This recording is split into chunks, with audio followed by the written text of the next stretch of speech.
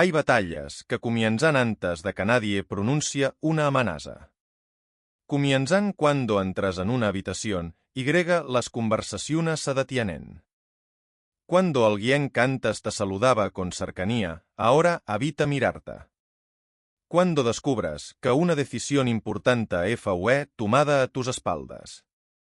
Cuando recibes un mensaje breve, frío, diferente, durante horas intentas descubrir qué significa. Quizás todavía nadie te ha quitado nada. Tal vez no has perdido el trabajo. La relación aún no ha terminado. La puerta todavía no se ha cerrado. El diagnóstico definitivo todavía no ha llegado. Pero dentro de Titani, algo ya comenzó a derrumbarse. Tu mente imagina conversaciones que nunca ocurrieron. Tu corazón se prepara para golpes que todavía no has recibido. Tu cuerpo está presente en casa, pero tu pensamiento continúa atrapado en la oficina, en aquel mensaje, en aquella mirada o en aquella posibilidad que no puedes controlar. Entonces sucede algo que pocas personas reconocen.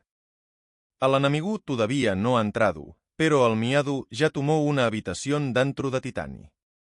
Después tomó tu descanso. Luego tomó tus conversaciones. Finalmente comenzó a entrar también en tu oración. Ya no rezas para escuchar a Dios. Rezas para obligarlo a resolver rápidamente aquello que te inquieta. No buscas su voluntad. Buscas una garantía. No deseas únicamente su presencia. Quieres que te confirma que nada cambiara, que nadie se ira, que ninguna puerta se cerrara que todo terminara exactamente como tú lo imaginaste. Pero, ¿qué ocurre cuando Dios no responda de inmediato? ¿Qué sucede cuando la amenaza continúa delante de Titani? ¿Qué haces cuando ya has orado, pero las circunstancias todavía no se mueven? Aquí comienza la verdadera batalla. Porque el peligro más grande no siempre es aquello que otros preparan contra Titani. El peligro más grande puede ser aquello en lo que te estás convirtiendo mientras intentas defenderte. Puedes comenzar queriendo proteger tu familia terminar controlando a todos. Puedes comenzar queriendo defender la verdad terminar alimentando odio. Puedes comenzar deseando conservar una relación terminar destruyéndola con tu necesidad de vigilancia. Puedes comenzar tratando de evitar un fracaso terminar paralizado, sin avanzar nunca. Puedes comenzar pidiendo ayuda a Dios terminar tratándolo como si fuera un instrumento encargado de cumplir tus planes. Por eso, hoy no vamos a hablar solamente de los enemigos que están afuera. Vamos a hablar del enemigo que intenta levantar un trono dentro del corazón. Este enemigo se llama miedo. Cuando el miedo ocupa el trono, comienza a decidir qué pensamos, cómo hablamos, a quién atacamos, de quién desconfiamos que estamos dispuestos a sacrificar para sentirnos seguros. Pero la palabra de Dios nos conduce hoy hasta un rey que también sintió que todo estaba a punto de derrumbarse. Dos naciones preparaban un ataque contra su pueblo. Los rumores ya habían llegado hasta Jerusalén. El corazón del rey el corazón de la gente temblaban como los árboles de un bosque sacudidos por el viento. Todo parecía anunciar derrota. Sin embargo, cuando Dios habló, no comenzó mencionando soldados. No habló primero de murallas. No presentó una estrategia militar. Dijo algo que parecía demasiado pequeño para una amenaza tan grande. Conserva la calma. No temas. No permitas que tu corazón desfallezca. Tal vez, hoy, esas palabras también te parecen insuficientes. Quizás piensas que Dios no comprende la gravedad de lo que enfrentas. Porque tú necesitas una solución. Necesitas saber qué ocurrirá. Necesitas controlar el siguiente movimiento. Pero antes de cambiar las circunstancias, Dios quiera tocar el lugar desde al cual tomarás tus decisiones.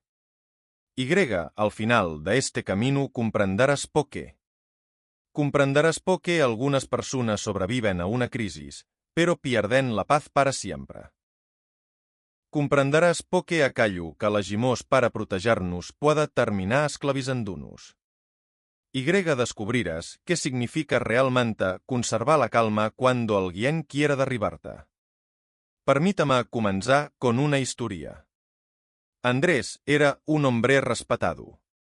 Había trabajado durante más de 30 años en una pequeña tienda familiar que heredó de su padre.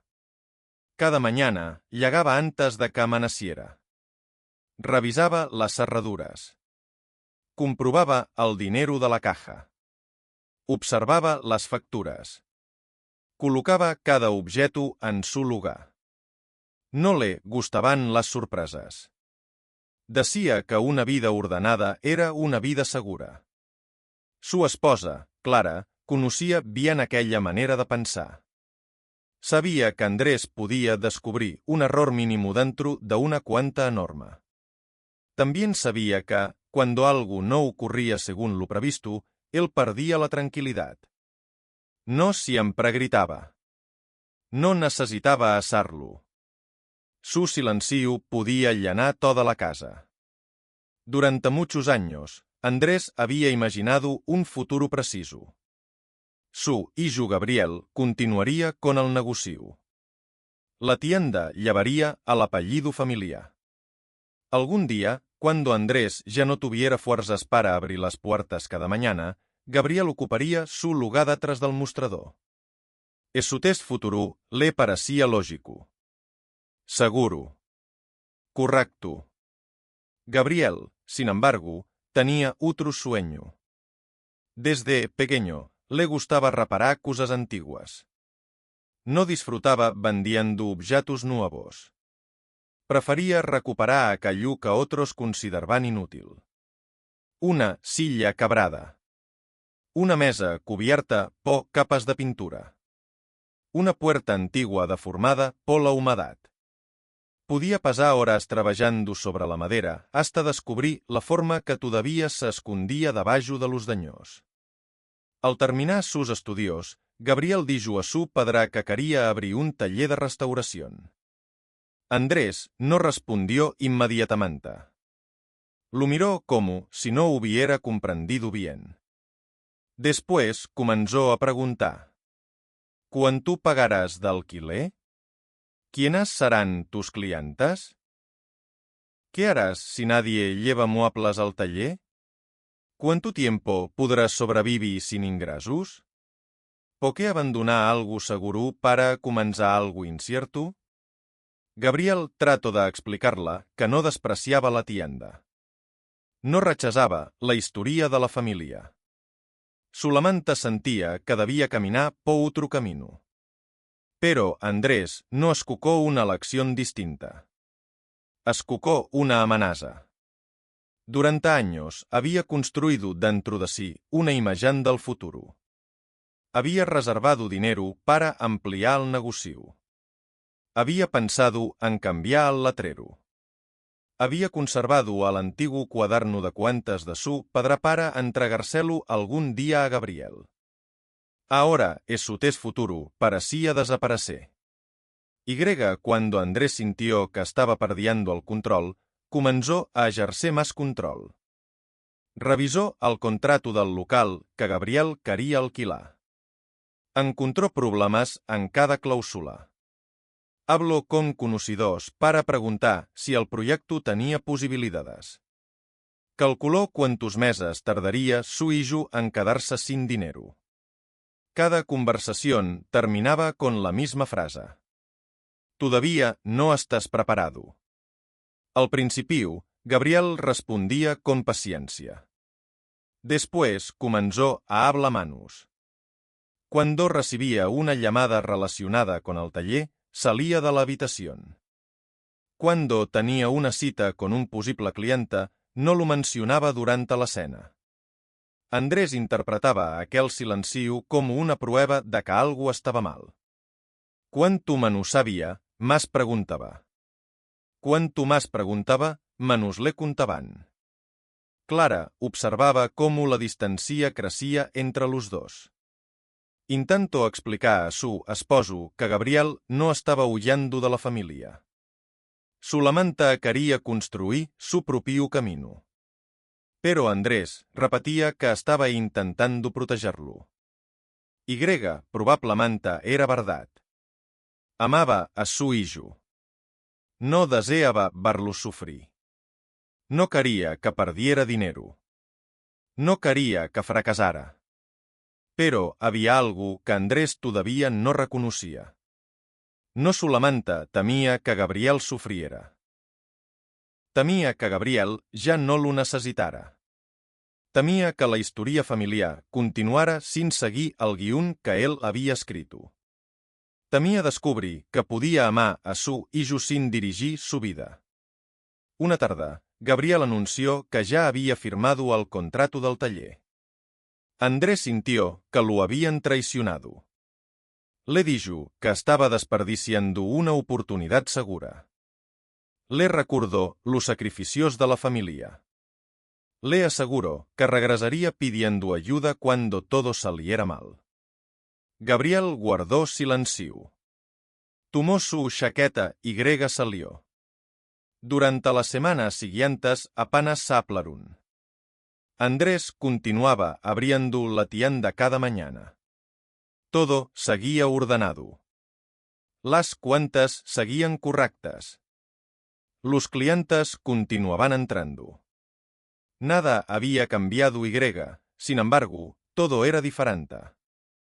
En la mesa había una silla vacía con mayor frecuencia. Clara hablaba menos. La casa estaba tranquila, pero no había paz. Andrés se repetía que había hecho lo correcto. Alguien tenía que pensar con claridad. Alguien debía proteger a Gabriel de sus propias decisiones. Alguien debía impedir que destruyera su futuro. Pero por las noches comenzó a dormir mal. Se levantaba para comprobar las puertas. Revisaba nuevamente las cuentas. Imaginaba a Gabriel perdiéndolo todo. Y algunas veces sentía algo que le avergonzaba admitir. Deseaba que el taller fracasara. No porque odiara a su hijo, sino porque, si Gabriel fracasaba, Andrés tendría razón. Y si Andrés tenía razón, tal vez recuperaría el control. Detengámonos aquí. Porque quizás nunca has abierto un taller. Tal vez no tienes una tienda. Pero puedes reconocer algo de Andrés dentro de Titani.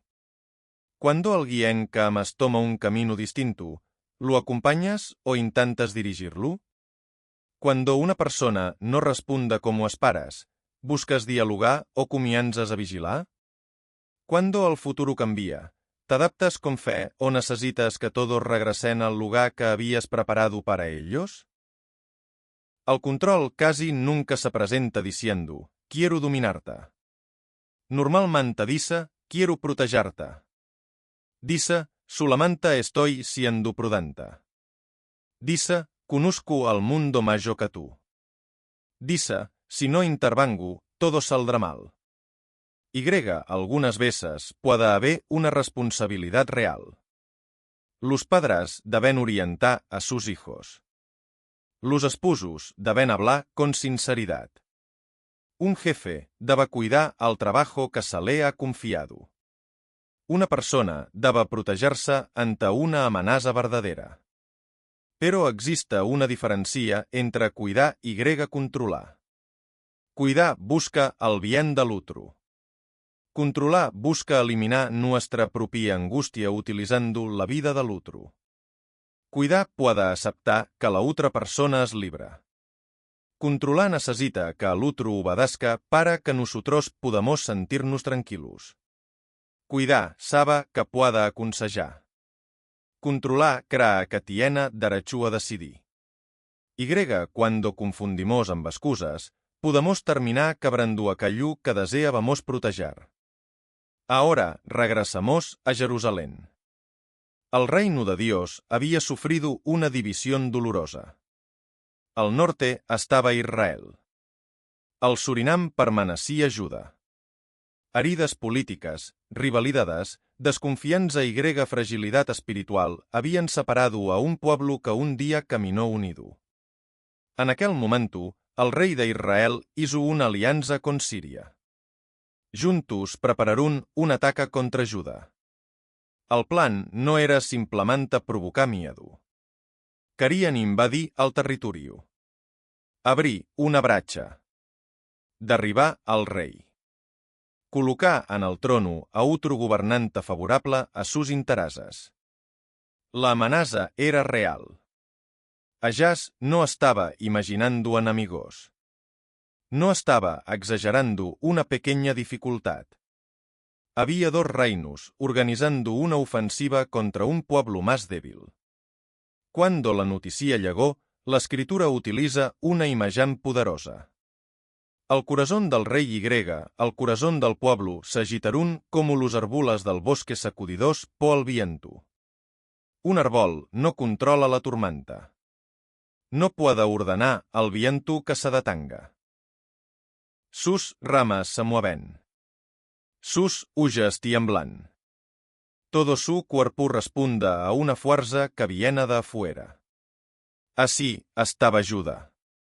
Antes de que los ejércitos llegaran, el miedo ya había recorrido las calles. Antes de que las murallas fueran atacadas, el corazón de la ciudad estaba siendo sitiado. Cuando una comunidad entra en su estado, cualquier noticia parece definitiva. Un rumor se convierte en certeza. Una posibilidad se transforma en tragedia. Una demora parece abandono. Una palabra adquiere un significado que quizá nunca tuvo. Eso también ocurre dentro de nosotros. Cuando sentimos miedo, dejemos de mirar los acos tal como son. Comencemos a interpretarlos desde la amenaza. Una persona no responde Y, pensamos que nos rechaza. Alguien cuestiona una decisión Y, creemos que quiere destruirnos. Una relación atraviesa una dificultad, Y concluimos que todo ha terminado. El médico menciona una posibilidad, Y nuestra mente ya viva dentro del pao desenlaça. El miedo no solamente nos informa de un peligro. También intenta escribir al final antes de que la historia termine. Ahaz era el rei. Tenía una responsabilidad real. Debía proteger al pueblo. Debía avaluar las murallas, el agua, los recursos Y las posibles estratègies. La fe no lo eximía de actuar. Pero en medio de la presión apareció una tentación. Buscar una fuerza más grande. Una potencia visible. Una alianza capaz d'ofrecer seguridad inmediata. La proposta parecía prudente. Si dos reinos amenazaban a Judà, Ahaz podía buscar un imperio más poderoso para defenderlo. Pero aquella ayuda tendría un precio.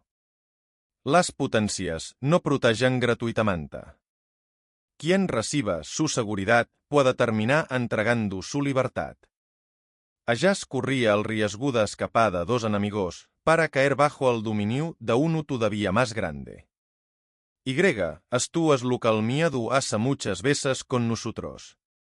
Nos presenta una salida rápida. No nos muestra el precio completo. Por miedo a perder una relación, aceptamos condiciones que destruyen nuestra dignidad. Por miedo a perder el empleo, participamos en una mentira. Por miedo al rechazo, escondemos la verdad. Por miedo a quedarnos solos, regresamos a un lugar que continúa haciéndonos daño. Por miedo a equivocarnos, nunca comenzamos aquello que Dios ha colocado en nuestro corazón. Por miedo al futuro, buscamos seguridad en personas, hábitos o decisiones que después terminan dominándonos. Aquello que elegimos para protegernos puede convertirse en una nueva esclavitud. Dios conocía el peligro exterior. pero también veía el camino que el miadu estaba abriendo dentro del rey. Por eso envió al profeta Isaías. Le indicó que saliera al encuentro de Ahaz. El encuentro ocurrió cerca del canal de la alberca superior, junto al camino del campo del batanero. No era un lugar casual. En una ciudad que podia ser sitiada, el agua era una cuestión de supervivencia. Probablemente, Ahaz estaba revisando un punto estratégico. Observando el canal.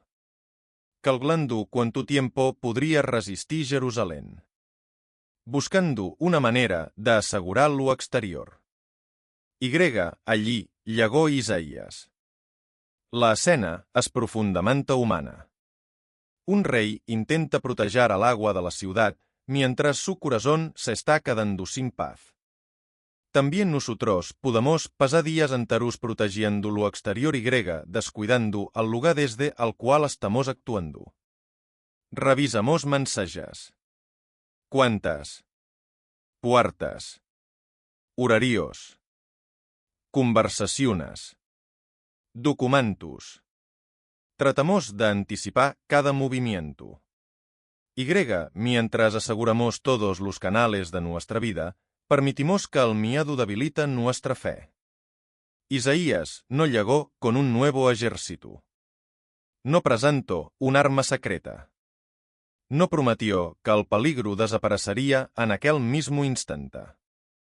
Comenzó diciendo: mantente atento. Conserva la calma. No temas. No permitas que tu corazón desfallezca. Primero debía mantenerse atento. La serenidad bíblica no es distracción. Dios no le pidió que cerrara los ojos. No le pidió que ignorara a los enemigos. Le pidió que los mirara correctamente. Porque el miedo estaba tomando una amenaza real y convirtiéndola en un poder absoluto. Después debía conservar la calma. No porque el problema fuera pequeño. No porque nadie pudiera herirlo. No porque el camino fuera fácil. Debía conservar la calma porque los enemigos no conocían toda la historia. Dios describió a aquellos dos reyes como tizones humeantes. La imagen es sorprendente. Ahaz veía dos potencias capaces de destruirlo. Dios veía dos restos de madera cuyo fuego estaba terminando. El humo todavía molestaba. Entraba en los ojos. Dificultaba la visión. Hacía pensar que detrás existía un incendio incontrolable. Pero Dios veía algo que el rey no podía ver. Aquell llum que parecía invencible tenía un límite. Ahaz escuchaba amenazas. Dios conocía también el final de los planes. El rey veía ejércitos. El Señor veía tizones consumiéndose. Y entonces Dios pronunció una declaración firme. Aquello que los enemigos habían planeado no sucedería ni llegaría a cumplirse. Pero la promesa no eliminó inmediatamente la tensión. Los ejércitos no desaparecieron. Los rumores continuaron. Las murallas seguían siendo frágiles. Ahaz todavía tenía que decidir. Esta es una de las pruebas más difíciles de la fe. Escuchamos una palabra. Nos consuela durante algunos minutos. Después regresamos a la misma casa. A la misma deuda. Al mismo matrimonio herido. Al mismo ambiente laboral. Al mismo diagnóstico. A la misma conversación pendiente. La palabra de Dios ha entrado, pero las circunstancias parecen iguales. Entonces debemos elegir qué voz tendrá más peso. La voz del miedo o la voz de Dios. El miedo le decía a Ahaz, todo está perdido. Dios le decía, conserva la calma. El miedo mostraba a enemigos invencibles. Dios mostraba tizonas humeantes. El miado decía que el futuro ya había sido decidido por aquellos que preparaban el ataque. Dios declaraba que sus planes no poseían la última palabra. Aquí está la diferencia entre sentir miedo y ser gobernados por él. Sentir miedo es humano. Vivir bajo su gobierno significa permitir que se convierta en la única voz capaz de interpretar la realidad. Cuando el miedo gobierna, ya no preguntamos qué es verdadero. Preguntamos qué es lo peor que podría ocurrir. Ya no discernimos. Reaccionamos. Ya no escuchamos. Imaginamos. Ya no buscamos una respuesta justa. Buscamos eliminar rápidamente la incomodidad. La fe introduce otra voz dentro de la crisis. No elimina todas las preguntas. No garantiza que nunca sufriremos. No prometa que todo terminará como deseamos. Pero impida que una sola interpretación se adueña del corazón. La fe nos recuerda que aquello que vemos no es toda la realidad. Que lo que otros planean no es necesariamente lo que ocurrirá. Que ninguna persona conoce completamente el desenlace. Y que incluso cuando no podamos controlar los acontecimientos, todavía podamos elegir cómo responderemos. Por eso necesitamos conservar una frase durante todo este camino. El miedo hace ruido, pero Dios sostiene la historia. El miedo hace ruido cuando alguien habla contra Titani. Hace ruido cuando una respuesta tarda. Hace ruido cuando un hijo se distancia. Hace ruido cuando una puerta se cierra. Hace ruido cuando no sabes si conservarás tu lugar. Hace ruido cuando una persona te hace sentir reemplazable. Su ruido puede ser tan fuerte que llegamos a confundirlo con la verdad.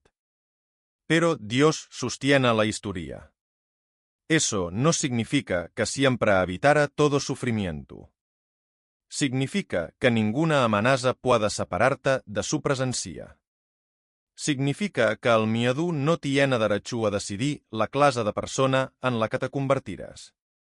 Significa que puedes atravesar una crisis sin entregar tu corazón a aquello que te ataca. Pero Allás todavía debía creer. Creer no consistía solamente en aceptar que Dios existía.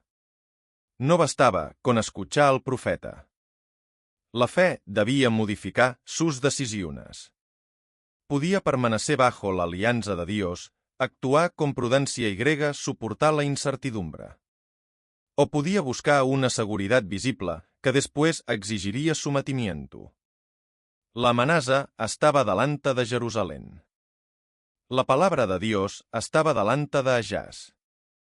Entre ambas se encontraba el corazón del rey. Nadie podía decidir por él.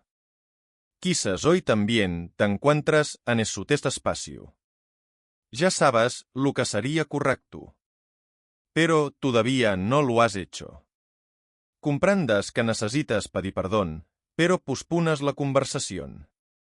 Sabes que debes poner un límite, pero temes la reacción de la otra persona. Reconoces que una decisión te aleja de Dios, pero continúas buscando argumentos para justificarla. Sabes que necesitas ayuda, pero tu orgullo no te permite pedirla. No siempre resistimos a Dios porque no comprendemos. Algunas veces resistimos porque comprendemos demasiado bien el precio de obedecer. Confiar significa aceptar que no controlarás todos los resultados. Decir la verdad puede costarte aprobación. Pedir perdón puede dejarte vulnerable. Poner un límite puede cambiar una relación. Abandonar una conducta puede obligarte a enfrentar un vacío que durante años intentaste evitar.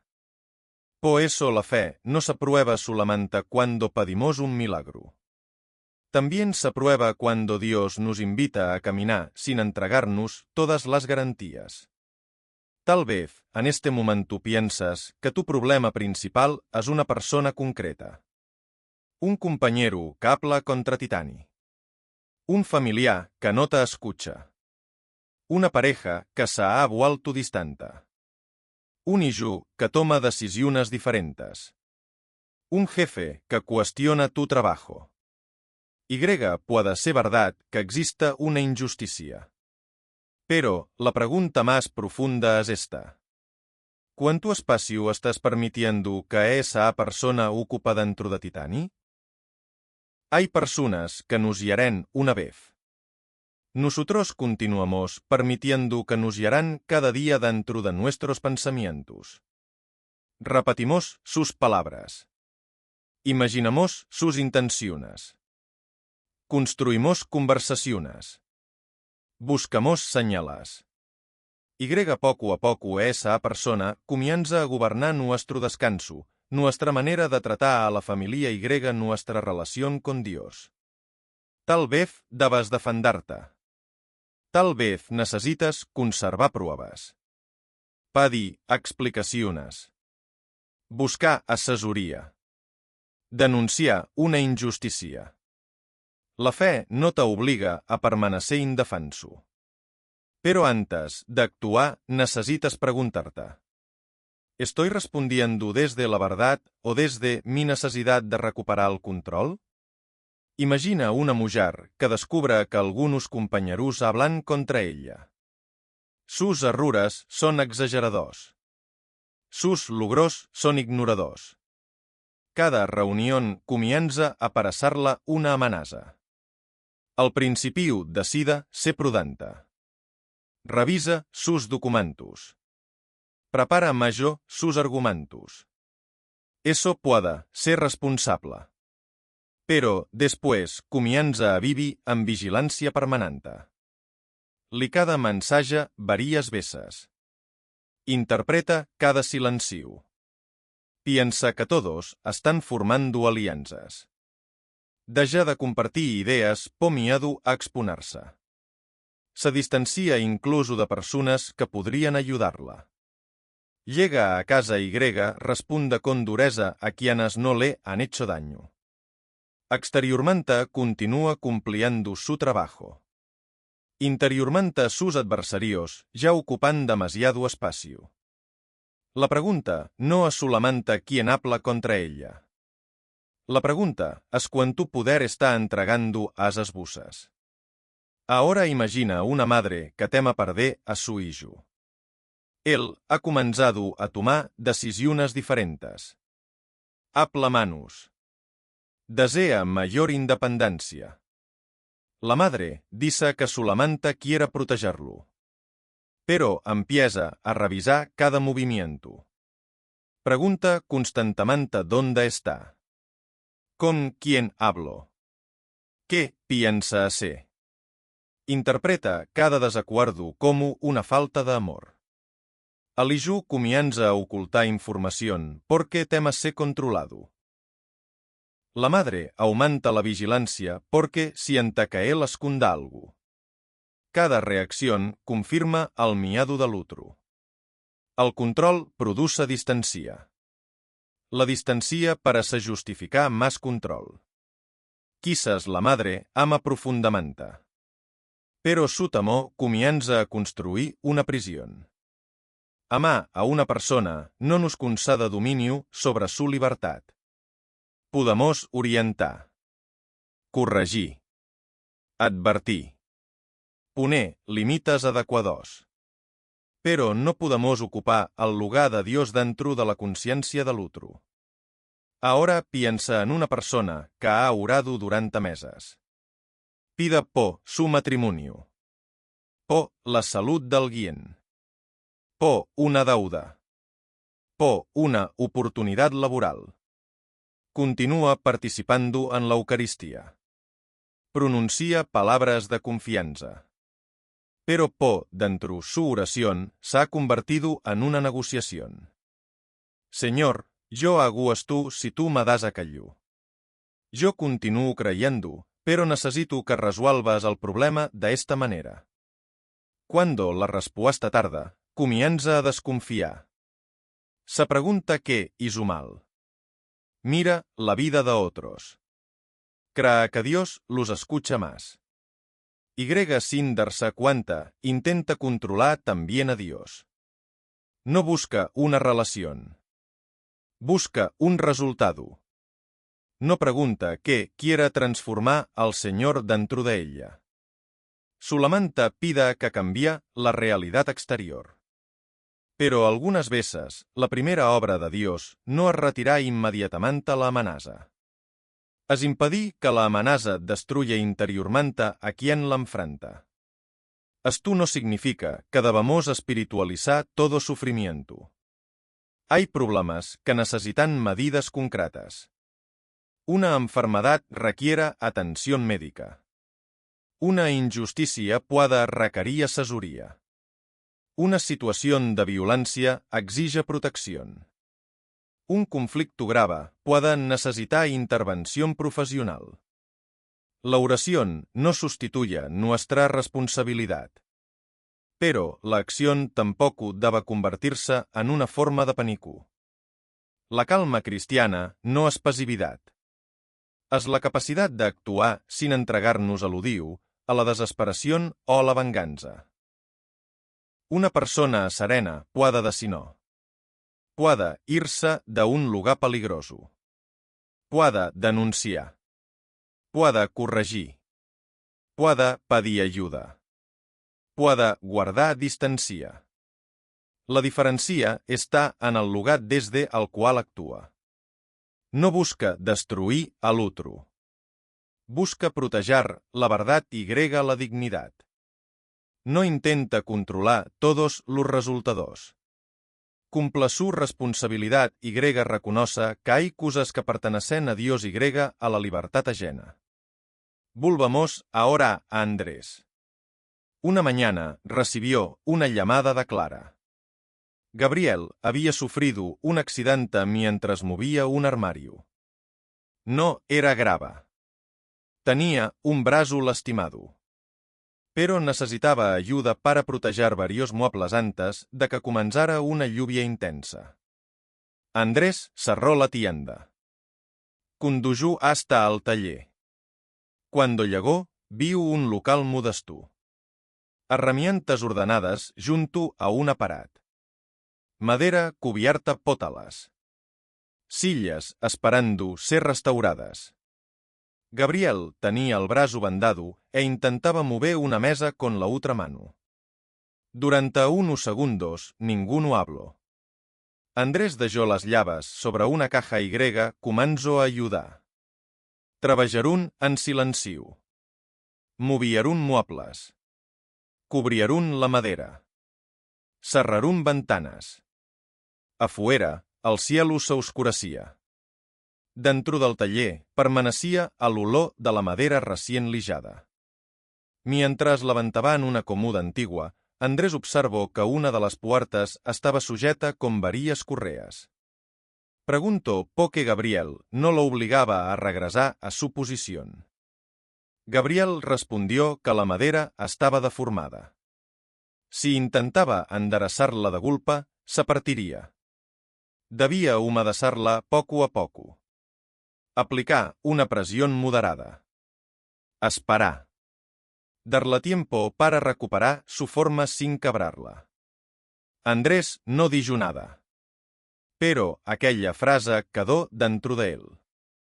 Cuando terminaron, la lluvia golpeaba el tacú. Gabriel preparó café. Coloco 2 tazas sobre una mesa sin restaurar. Andrés miró al brazo vendado y preguntó si necesitaba dinero. Gabriel dijo que necesitaba ayuda durante algunos días. Después añadió algo que el padre no esperaba. Necesito tu ayuda, pero no quiero que utilices esa ayuda para tomar el control del taller. Andrés sintió el impulso de defenderse. Quiso enumerar todos sus sacrificios. Quiso explicar que solamente estaba intentando protegerlo. Quiso recordar todos los riesgos. Pero miró la cómoda. Pensó en la puerta deformada. Comprendió que durante meses había intentado enderezar a su hijo mediante una presión cada vez más fuerte. Creía que, si lo soltaba, lo perdería. No había comprendido que la fuerza con la que trataba de conservarlo estaba quebrando la relación. Por primera vez, Andrés no presentó argumentos. No habló de contratos. No hizo cálculos. Dijo solamente: tuve miedo. Miedo de que fracasaras. Miedo de que ya no me necesitaras. Miedo de que la historia de nuestra familia terminara conmigo. Gabriel guardó silencio. Después respondió: puedo comprender tu miedo, papa, pero no puedo vivir dentro de él. Aquella conversación no solucionó todo. Gabriel no regresó a la tienda. Andrés no dejó de preocuparse. El taller continuó enfrentando dificultades. Pero algo cambió. Antes de intervenir, Andrés comenzó a preguntarse: ¿estoy cumpliendo una responsabilidad real o intentando aliviar mi propia ansiedad? Cuando Gabriel pedía ayuda, colaboraba. Cuando no la pedía, aprendía a esperar. Algunas veces volvió a controlar. Otras veces ofreció consejos que nadie había solicitado. Pero aprendió a reconocerlo. Un año después, Padre y yo terminaron juntos la restauración de aquella cómoda. La madera conservaba marcas. La puerta no quedó completamente recta, pero podía abrirse sin romperse. Gabriel decidió dejarla en el taller. Cada vez que Andrés la miraba recordaba algo.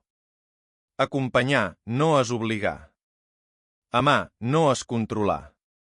Y algunas relaciones solamente pueden sanar cuando las damos verdad, paciencia y espacio. Lo que transformó a Andrés no fue que el futuro se volviera seguro. Fue comprender que su miedo no podía convertirse en la casa donde su hijo tuviera que vivir. Tal vez tu miedo también se ha convertido en una casa para otras personas. Quizás todos en tu familia han aprendido a medir sus palabras para evitar tu reacción. Tal vez tu pareja sienta que daba demostrar constantemente que no te abandonara. Puede ser que tus hijos ya no compartan algunas cosas porque teman ser juzgados. Quizás un compañero de trabajo recibió una respuesta injusta porque tú estabas luchando contra una presión que él no había provocado. No basta con decir que nuestras intenciones serán buenas. Podemos querer proteger y aún así causar daño. Podemos estar heridos y aún así ser responsables de nuestras reacciones. Reconocerlo no significa condenarnos. La culpa sana dice, es tu que se necesita ser corregido. La condenación dice, yo no tengo remedio. Dios no revela nuestras heridas para humillarnos. Las revela para liberarnos. Por eso, el primer paso de la conversión no es cambiar a los demás. Es llamar por su verdadero nombre aquello que está ocurriendo dentro de nosotros. Tal vez dices que eres prudente, pero en realidad tienes miedo. Tal vez dices que solamente quieres justicia, pero dentro de Titani ha crecido el deseo de venganza. Tal vez dices que quieres cuidar a tu familia, pero necesitas que todos hagan lo que tú deseas para sentirte seguro. Tal vez dices que estás esperando el momento adecuado, pero no actúas porque no soportas la posibilidad de equivocarte.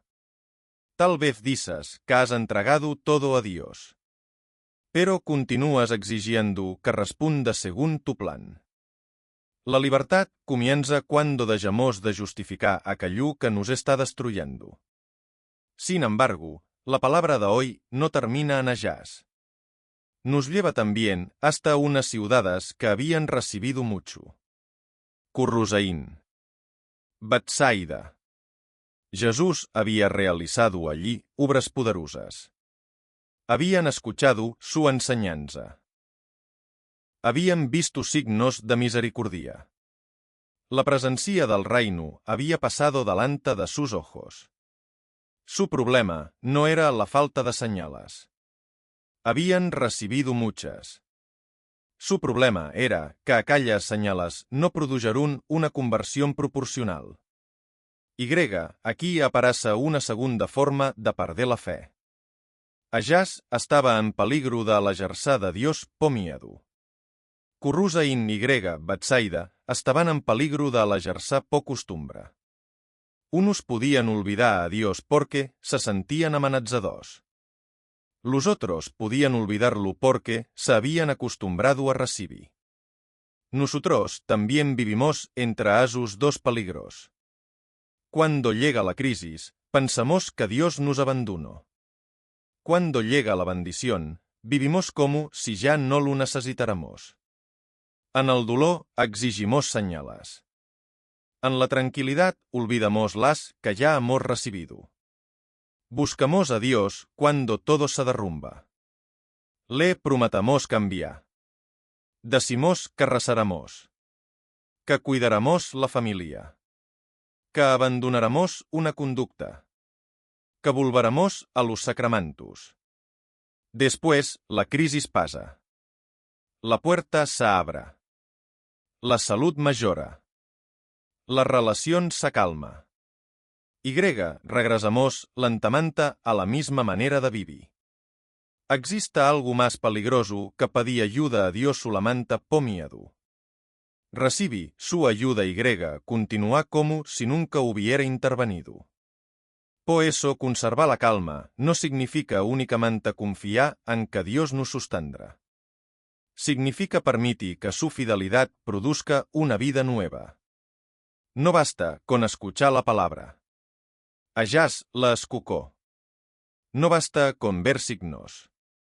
Currusain y Betsaida los vieron. La gracia espera una respuesta.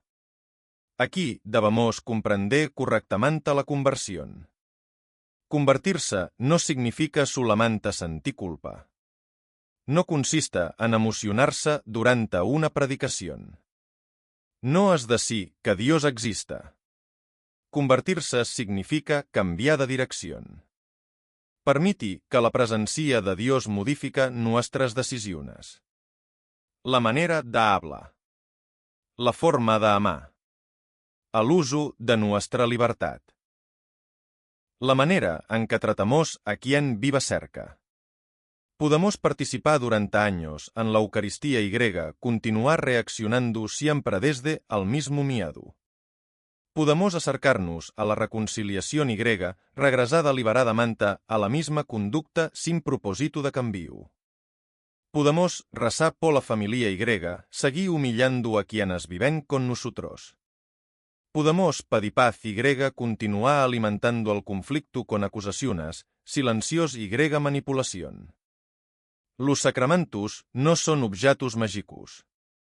La Eucaristía no es un amuleto que garantiza una vida sin dificultades. Es el encuentro con Cristo que se entrega. Cuando recibimos su cuerpo, no controlamos a Dios. Permitimos que Él nos incorpora más profundamente a su amor. La reconciliación tampoco es una manera de borrar la culpa sin transformar la vida. Incluye reconocer el pecado. Arrepentir-se. Recibi misericordia. Y assumir un propósito sincero de enmienda. Ese propósito no significa prometer que nunca volveremos a caer. Significa dejar de justificar la caída. Utilizar los medios necesarios. Pedir ayuda. Evitar aquello que nos conduce nuevamente al mismo lugar. La gracia no reemplaza nuestra responsabilidad. La hace posible. Entonces, ¿qué podemos hacer concretamente cuando el miedo comienza a gobernarnos? No necesitamos 10 métodos diferentes. Necesitamos un camino claro. 5 decisiones.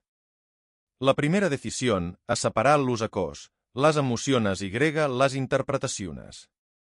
Cuando estamos asustados, mezclamos todo. Imagina que una persona no respondió un mensaje. Es su test es el hecho. Puedes sentir miedo, tristeza o inseguridad. Esa es la emoción. Después concluyes. Ya no le importo. Me está ocultando algo. Quiere abandonarme. Esa es la interpretación. El hecho es real. La emoción también es real. Pero la interpretación necesita ser examinada. No todo lo que sentimos demuestra que aquello que tememos está ocurriendo. Las emociones nos muestran algo importante sobre nuestro interior. Pero no siempre describen correctamente la realidad exterior. Toma una olla. Escriba el problema en una sola frase. Sin utilizar expresiones como todo está perdido, nadie me respeta o siempre me hacen lo mismo. Escriba algo concreto. Mi jefe cuestionó 2 decisiones y temo perder mi trabajo. Mi hijo está tomando distancia y tengo miedo de perder la relación. Mi pareja tardó en responder y sentí que podía abandonarme. He recibido un diagnóstico incierto y a mí me imagina al pao desenlaça. Después, escriba lo que sabes. Luego, escriba lo que estás suponiendo. Este ejercicio parece sencillo, pero puede abrir una ventana dentro del humo. La señal de que lo realices correctamente es que puedes reconocer la gravedad sin exagerar la el dolor sin convertirlo en una condena definitiva. L'error que debes evitar es transformar una conducta en una identidad. De sí estoy reaccionando desde el miedo no significa de sí soy una persona inútil. Nombrar una conducta abre un camino. Convertir-la en identitat produce vergüenza y parálisis. La segunda decisión es distingir lo que depende de Titani, lo que pertenece a otros y lo que debes entregar a Dios. Gran parte de nuestro agotamiento nace de intentar controlar lo que nunca estuvo en nuestras manos. No puedes obligar a alguien a pedir perdón. No puedes controlar cómo reaccionará cuando digas la verdad. No puedes garantizar que un hijo seguirá el camino que imaginaste. No puedes evitar toda crítica. No puedes eliminar toda posibilidad de fracaso. No puedes impedir que la vida cambie. Pero sí puedes decidir cómo hablarás. Puedes reconocer un error. Puedes dejar de participar en una mentira. Puedes pedir ayuda. Puedes poner un límite. Puedes cuidar tu cuerpo. Puedes buscar atención profesional. Puedes acercarte a los sacramentos. Puedes dejar de alimentar una conducta. Divide una olla en 3 espacios. En el primero escriba lo que depende de mí. En el segundo, lo que pertenece a la libertad de otros. En el tercero, lo que debo colocar en las manos de Dios. Quizás descubras que has utilizado toda tu energía intentando cambiar a otra persona mientras posponías aquello que sí te corresponda. Aceptar que no controles la libertad del otro no significa resignarte ante una injusticia. Puedes actuar. Puedes protegerte. Puedes denunciar. Pero no puedes dirigir al corazón ajeno. La señal de que este paso está dando fruto es que tu responsabilidad se vuelva más clara. Todavía existe incertidumbre. Pero ya no intenta resolverlo todo al mismo tiempo. La tercera decisión es llevar el miedo a una oración sincera, no a una negociación. Puedes presentar a Dios aquello que deseas.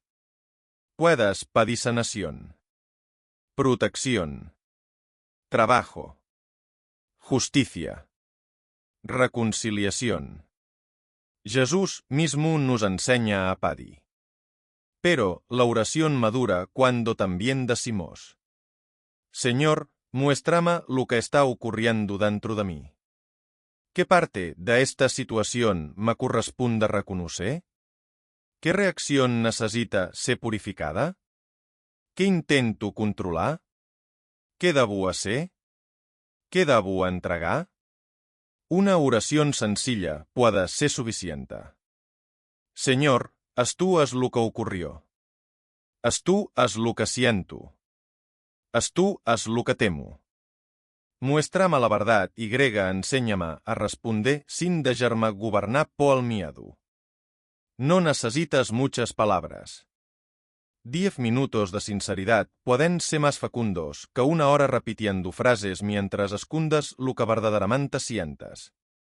La señal de una oración auténtica no es que desaparezcan inmediatamente todas las emociones. Es que comienzas a presentarte delante de Dios sin máscaras, sin manipularlo, sin exigir que confirme todas tus interpretaciones. El error que debes evitar es utilizar la oración para escapar de una responsabilidad. No basta con decir que entregaste el problema a Dios si continúas evitando una conversación necesaria. La entrega verdadera dice: haré lo que me corresponde y aceptaré que no puedo dominar todo lo demás. La cuarta decisión es reparar el daño y establecer límites verdaderos. Cuando el miedo gobierna, casi siempre alguien termina herido. Quizás hablaste con dureza. Acusaste sin pruebas. Revisaste algo que no te correspondía. Manipulaste una decisión. Utilizaste el silencio para castigar. Escondiste información. Mentiste para proteger tu imagen. La reparación comienza cuando dejamos de justificar nuestra conducta solamente por el dolor que sentíamos.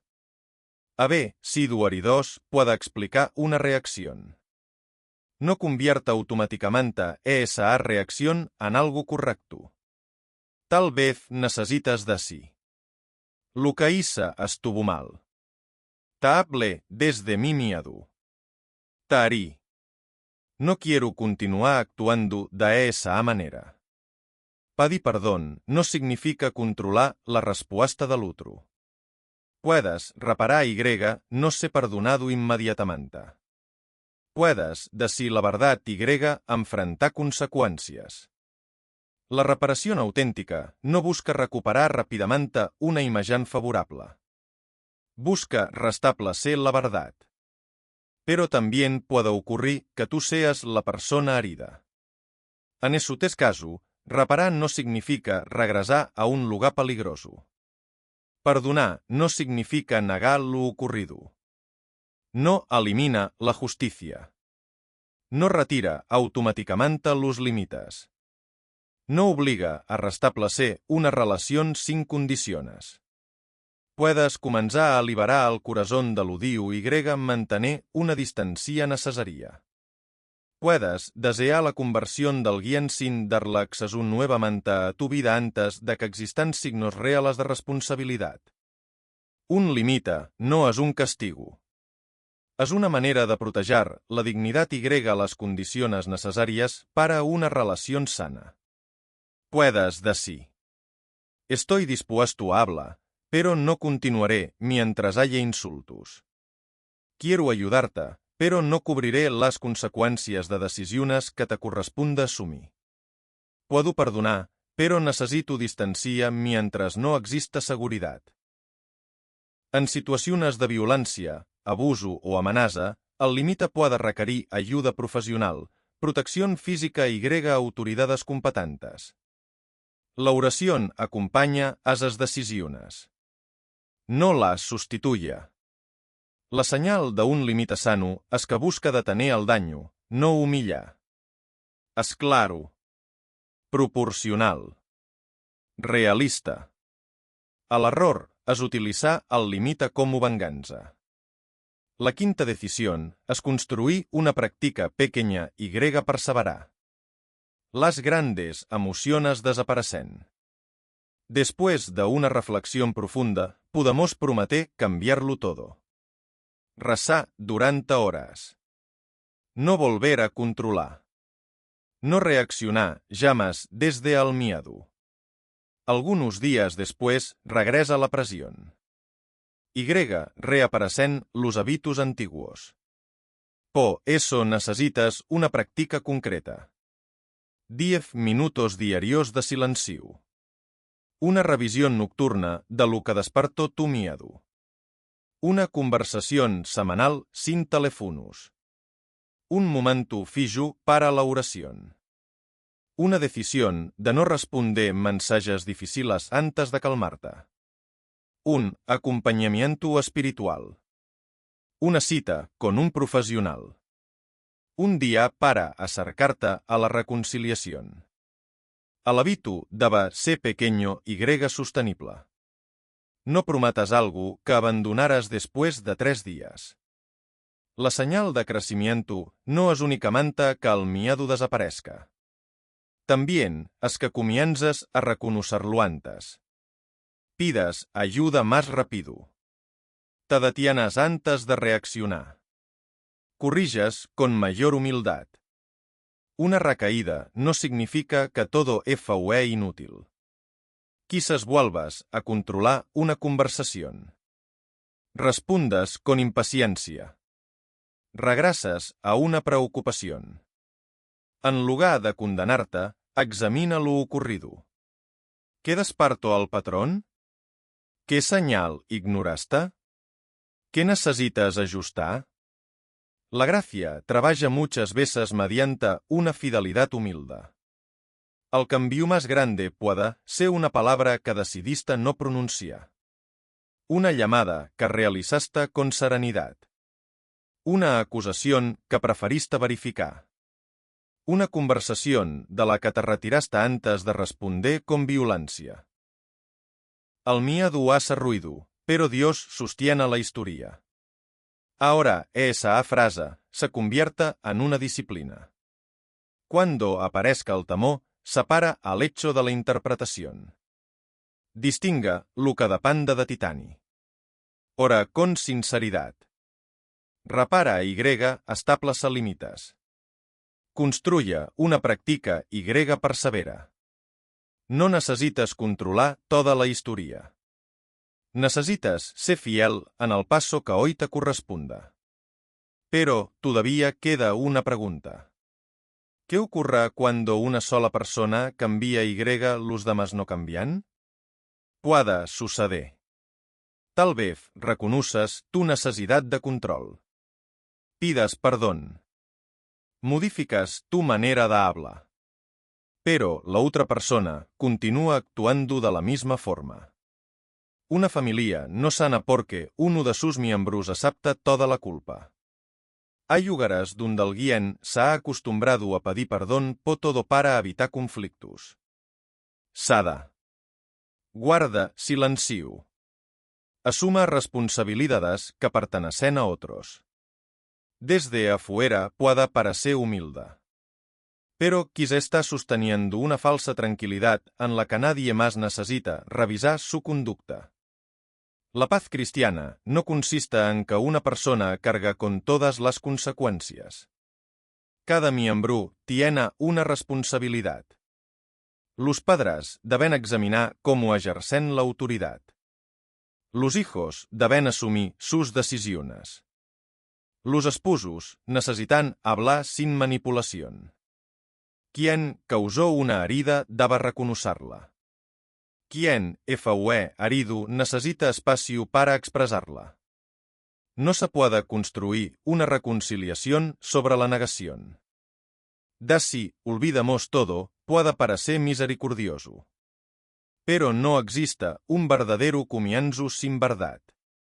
Una familia cristiana no es aquella donde nunca hay conflictos. Es aquella que aprende a atravesarlos sin destruir la dignidad de sus miembros. Habrá desacuerdos. Palabras que deban ser corregides. Conversaciones que necesiten detenerse y continuar después. Situaciones que requieran ayuda externa. Buscar acompañamiento no significa que la familia fracaso. Puede ser el acto de humildad que interrumpa una dinámica dañina. Un sacerdote prudente puede ayudar a iluminar la dimensión espiritual. Un profesional puede ayudar a comprender heridas, patrones de comunicación o ansiedad. Una persona madura puede escuchar sin alimentar divisiones. Pero no busca solamente a quien siempre te dé la razón. Un verdadero acompañante reconoce tu dolor y también te ayuda a examinar tus conclusiones. No crea dependencia. No decida toda tu vida. Aumenta tu libertad y responsabilidad. La comunidad cristiana también debe aprender a acompañar. No convertirse en un lugar de rumores. No exigir silencio para proteger apariencias. No utilizar el perdón para encubrir abusos. La misericordia consuela a quien sufre y corrige con caridad a quien causa daño. Cristo perdona, pero nunca llama bueno al pecado. Se acerca, levanta y dice: Ve y comienza una vida nueva. Ahora podemos responder a la pregunta con la que comenzamos. ¿Cómo conservar la calma cuando sentimos que alguien quiere derribarnos? No basta con respirar profundamente. No consiste en pensar positivamente. No significa convencer-nos de que nada malo ocurrirá. Conservar la calma significa permanecer apoyados en Dios para que el miedo no decida quiénes seremos, qué medios utilizaremos ni qué lugar concederemos a quienes nos amenazan. La calma cristiana no és ausència de conflicte. És una presencia interior. A saber que, aunque no controlas todos los acontecimientos, puedes elegir desde dónde responderás. Puedes actuar desde el pánico o desde la fe. Puedes defenderte perdiendo el alma o proteger la verdad sin convertirte en aquello que te hirió. Allás tenía enemigos reales. Dos reinos preparaban un ataque. Pero la palabra reveló algo que el miedo no podía mostrar. Sus enemigos no eran absolutos. Sus planes tenían límites. Producían humo, ruido y confusión. Pero Dios sostenía la historia. Por eso la primera victoria no ocurrió cuando el adversario desapareció. Ocurrió cuando el adversario dejó de gobernar las decisiones. Tal vez alguien habló contra Titani. Aclara la verdad si es necesario. Conserva evidencias. Pida ayuda. Pero no entregas a esa persona la calidad de tu corazón. Tal vez alguien te traicionó. Reconoce la herida. Busca justicia. Establece límites. Pero no permitas que la traición te enseñe a desconfiar de todos. Tal vez una puerta se cerró. Llora lo perdido. Busca otra oportunidad. Pero esa puerta no tiene autoridad para declarar que tu vida perdió valor. Conservar la calma es recordar que ninguna circunstancia conoce toda tu historia. El miedo hace ruido cuando dice que debes actuar inmediatamente. Hace ruido cuando convierte una posibilidad en una condena. Hace ruido cuando te exige controlar la libertad de otros. Hace ruido cuando promete seguridad en decisiones que contradicen la verdad. Pero Dios sostiene la historia. La sostiene cuando las circunstancias cambian. Y también cuando tardan. La sostiene cuando una relación se restaura. Y cuando necesitas mantener distancia. La sostiene cuando recibes la respuesta que esperabas. Y cuando debes aprender a caminar sin ella. Confiar no significa cerrar los ojos. Significa hacer lo que corresponde y reconocer que no todo depende de Titani. Puedes aconsejar sin imponer. Poner límites sin buscar venganza. Decir la verdad sin controlar la respuesta. Pedir perdón sin exigir reconciliación inmediata. Treballar por una solución sin convertir el resultado en la condición de tu paz. Andrés no dejó d'amar a Gabriel. No dejó de preocupar-se. No dejó d'aconsejar cuando era necesario. Dejó de convertir su miedo en una ley que su hijo debía obedecer.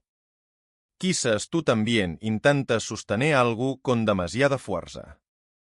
Una imagen. Una possession. Una recession. La aprobación de alguien. Una idea exacta de cómo debería ser tu familia. Tal vez piensas que, si dejas de controlar, todo se romperá. Pero puede ser que la manera en que lo sostienes ya esté causando una ruptura. Entonces preguntate, ¿qué me corresponde hacer? Tal vez habla.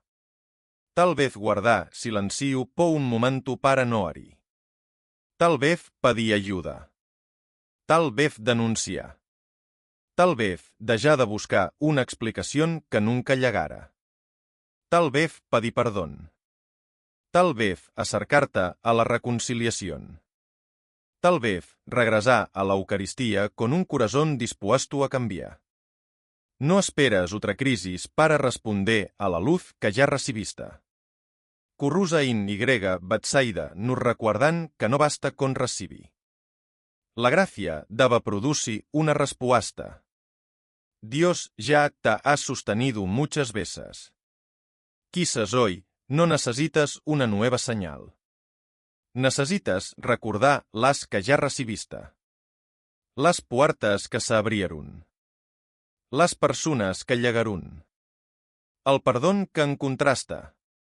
La fuerza que apareció cuando pensabas que no podías continuar. No permitas que la costumbre transforme la gracia en indiferencia. La respuesta central es esta. Conservas la calma cuando haces con responsabilidad lo que te corresponda. Entregas a Dios aquello que no puedes controlar y te niegas a permitir que el miedo decida tu manera de vivir. No necessites negar la amenaça. Necessites col·locar-la en su lugar. No necessites fingir que no estàs herido. Necessites impedir que la herida gobierna tu corazón. No necessites conocer todo el futuro. Necessites ser fiel en el siguiente paso. Ahora, data. No pienses primero en la persona que te hirió. No pienses en lo que los demás deberían cambiar. Mira tu corazón delante de Dios. Sin excusas. Pero también sin despreciarte. ¿Qué situación ocupa tus pensamientos durante gran parte del día? Nombrala. No la exageres. No la escondas. ¿Qué estás intentando proteger? Tu imagen. Tu posición. Una recesión. Tu necesidad de tener razón. El futuro que imaginaste. ¿Qué temes que ocurra si dejas de controlar? Ser abandonado. Perder autoridad. Equivocar-te.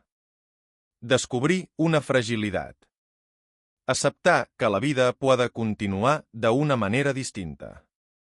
Ahora mira a quienes viven cerca. ¿Quién está recibiendo las consecuencias de aquello que todavía no has sanado? ¿Necesitas reparar una palabra? ¿Una acusación? ¿Un silencio utilizado como castigo? ¿Una conducta que continúa justificando? Y finalmente pregunta. ¿Cuál es el siguiente paso? No toda la historia. Solamente el siguiente paso. Una llamada.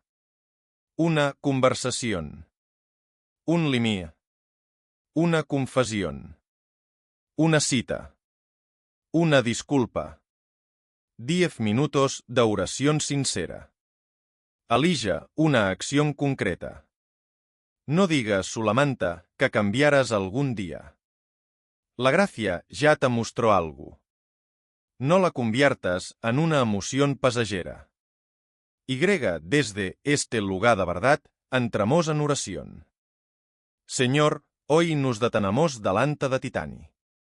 No queremos terminar esta reflexión solamente con una idea. No queremos escuchar tu palabra, emocionarnos durante algunos minutos y regresar exactamente a la misma manera de vivir. Queremos permitir que tu gracia produzca una respuesta concreta. Gracias porque no permaneces lejos cuando nuestro corazón tiembla.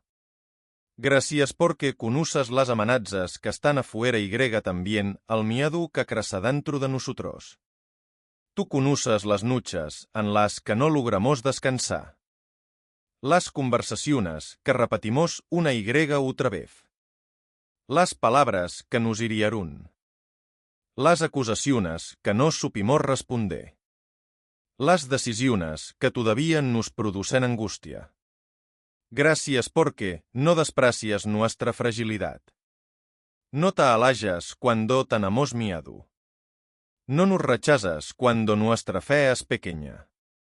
Te acercas y vuelvas a decirnos. Conserva la calma. No temas. No permitas que tu corazón desfallezca. Señor, reconocemos que muchas veces hemos intentado resolverlo todo sin titani. Decíamos que confiábamos, pero queríamos controlar cada resultado. Pedíamos tu ayuda, pero solamente aceptábamos las respuestas que coincidían con nuestros planes. Llamamos prudencia a nuestra desconfianza. Llamamos cuidado a nuestra necesidad de controlar. Llamamos justicia al deseo de vengarnos. Llamamos paz al silencio con el que habitábamos la verdad. Perdonanos. Perdonanos por las veces en que el miedo determinó nuestras palabras. Por las veces en que herimos a personas que no habían causado nuestro dolor. Por las veces en que intentamos dirigir la libertad de quienes amamos. Por las veces en que exigimos garantías que ninguna persona podía ofrecernos. Perdonanos por las decisiones apresuradas. Por las alianzas construidas desde la desesperación.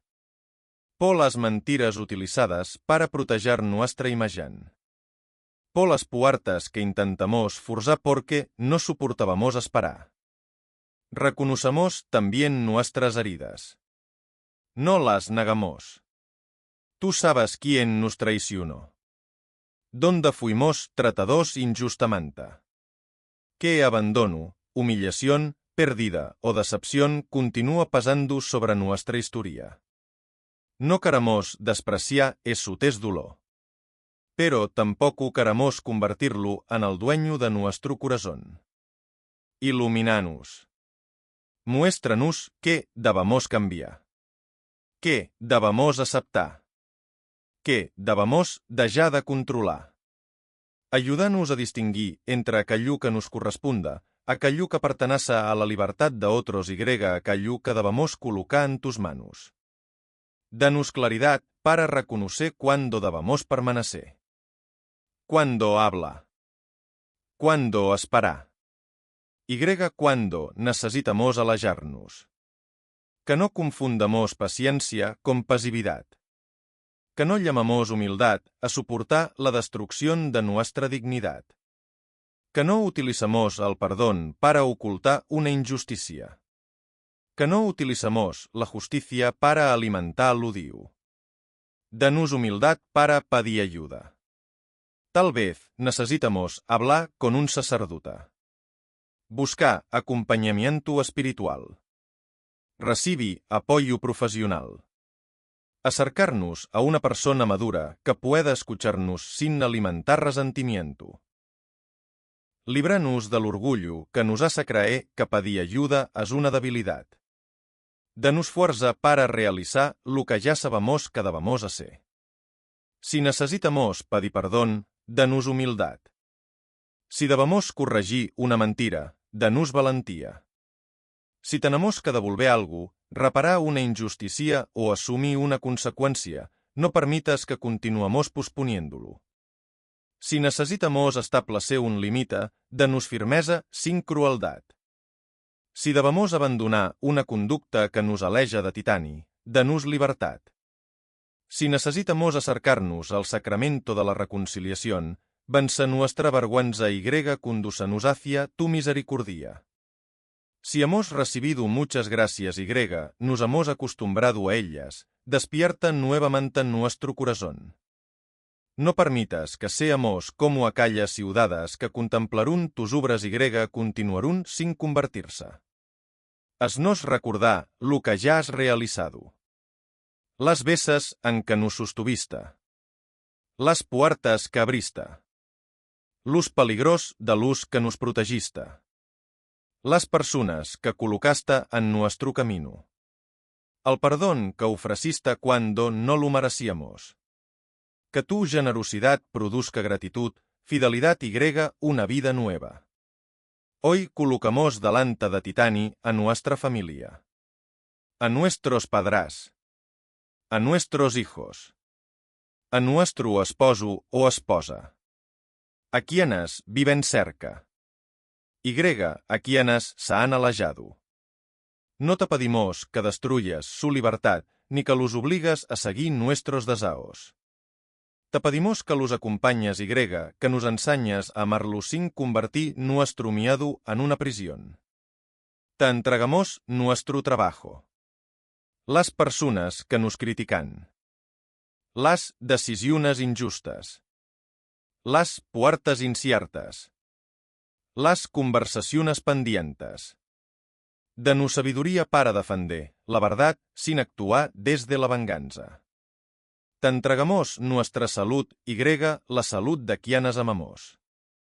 Las respuestas que todavía no han llegado. Los diagnósticos que nos preocupan. Los tratamientos.